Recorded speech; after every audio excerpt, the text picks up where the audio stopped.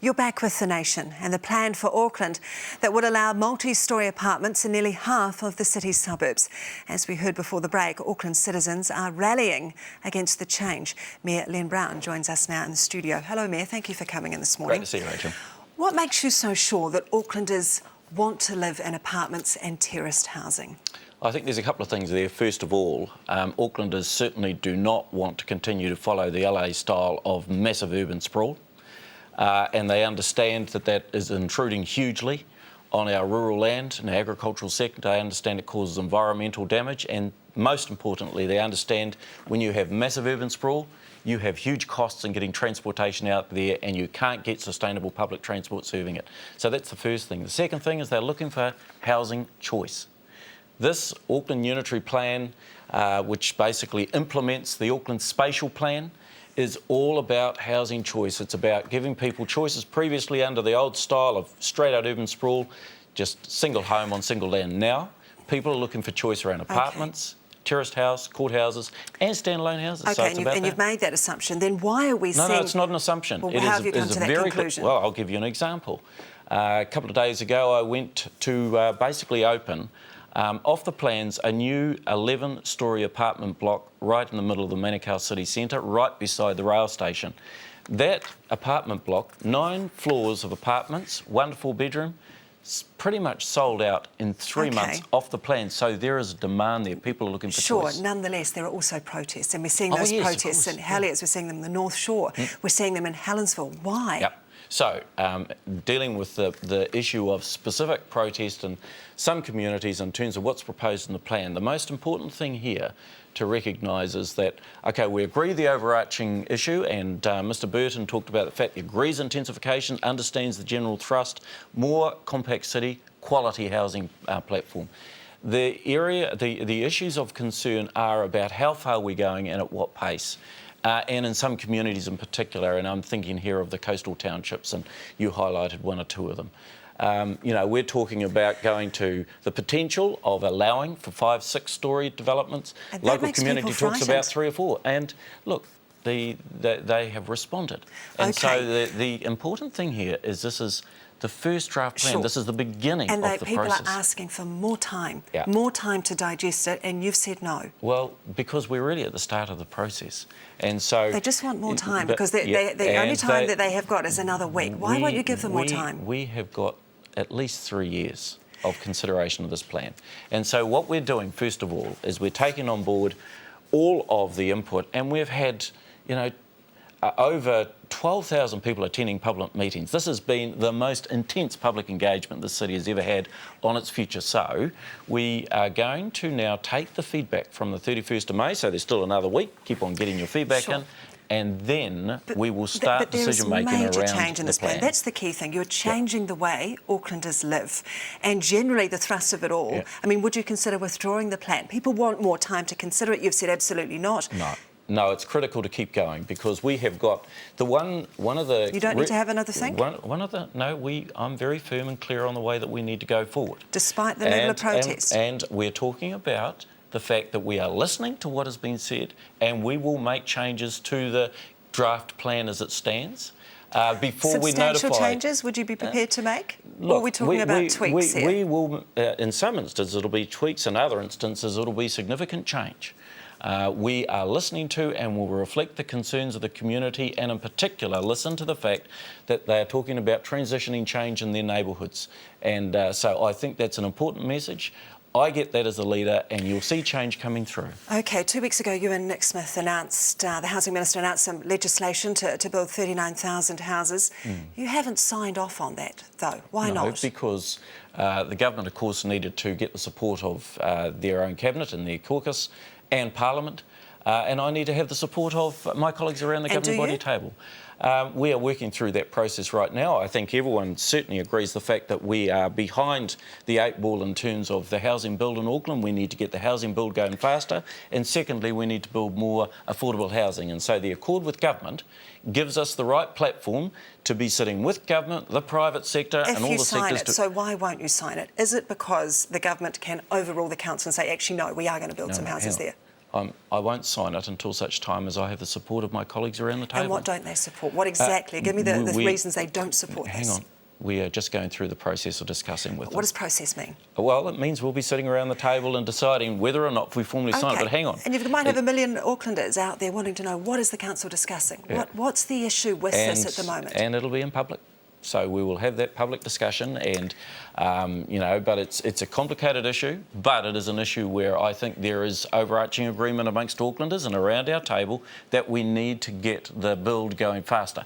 The key issue here is that Aucklanders are saying the price of our houses are too high, we're struggling to get it on the ground level, we're struggling to buy it all, and so what can you do to help that? And one thing we know is we need to build, both in brownfields in the existing area and in greenfields, all choices of housing to try and give people much more affordable housing choices. And they want to push that through, and the government has, part of this legislation says we'll just come over top if we need to. And that is is that the clincher? Is that the issue you've got? So are you comfortable with that, Mayor? Yes, I am. You're comfortable with the government doing that? No. You're not comfortable with it? I'm driving down the middle. We're saying, look, it's our job to prepare the plan, put the plan in place, get the build going, work with the local community, set the regulations and ground rules. It's the government's job to set the macro level, to set the regulation. And so what we're saying, get both of ourselves working together to ensure we deliver much faster on the housing building platform. Okay, so when are you going to sign this accord? Well, if it needs to happen quickly, have you got a timeline on it? I'm not saying we're doing it tomorrow. We're going through a process of discussion with the councillors, and I would hope that we would do it reasonably soon. The key thing here, and the point you raised, is the government has reserved itself the right. If our council and other councils around the country do not sign these accords, then they will proceed to bring about change in terms of approving plans over the top of our existing district schemes. Now, I don't think that is a good idea. I think it's important for government to work with local government. How much pressure are you under by the government to get this signed? Nothing overly. I mean, my life's full of pressure.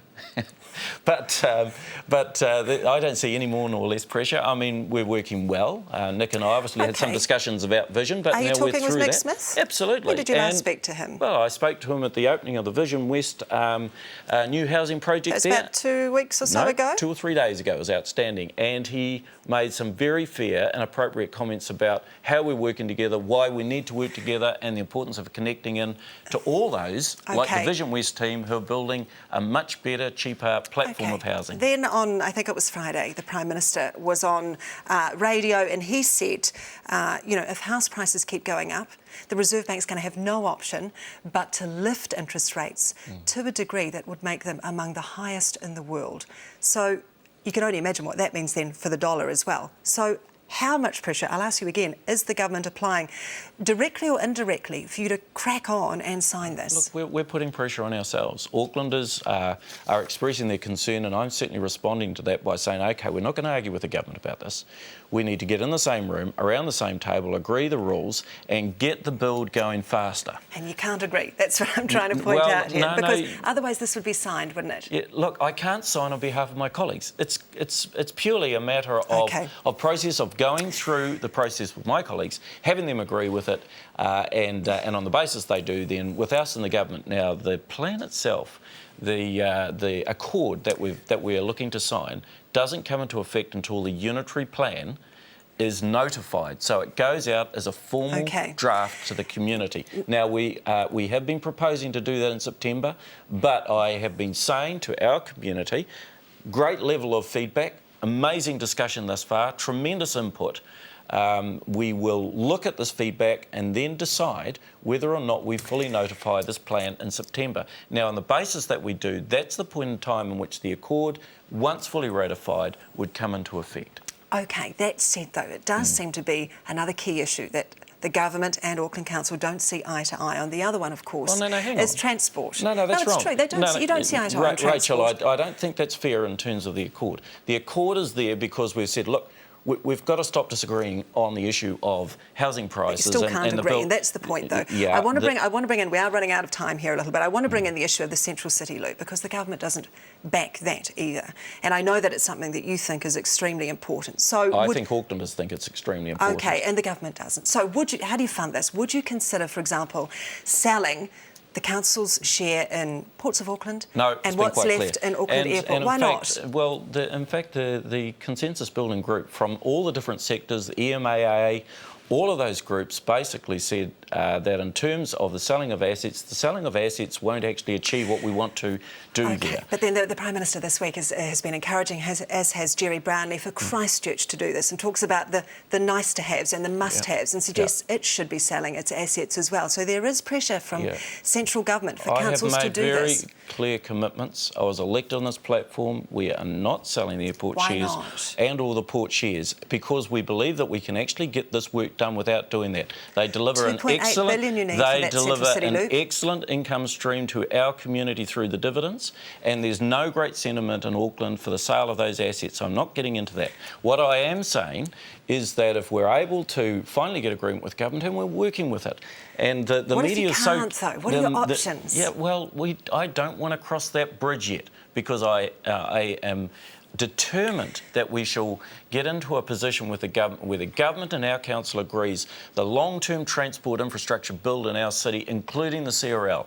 And I believe we're working towards that constructively. Now, it might not look like it on this show and all the papers, but I can assure you that we're working in a constructive way, and I remain quietly confident that we will get a good landing point there and the government will support it. Overwhelmingly, Aucklanders agree our transport plan and the need for us to invest in rail and get mass transit done for the city to get it moving. But you need the money. So is it not negotiable that you would sell these interests? Look, we've aside from those issues of public assets, we've also got out around our community at the moment a discussion document that talks about, so how do we pay for this? Do we do it with tolls? Do we do it with a potential congestion charge or a network charge? So these are big issues in our community, are basically saying, look, we agree the vision, we want the government in, and we will look at that too. Len Brown, Mayor of Auckland, thank you. My real pleasure.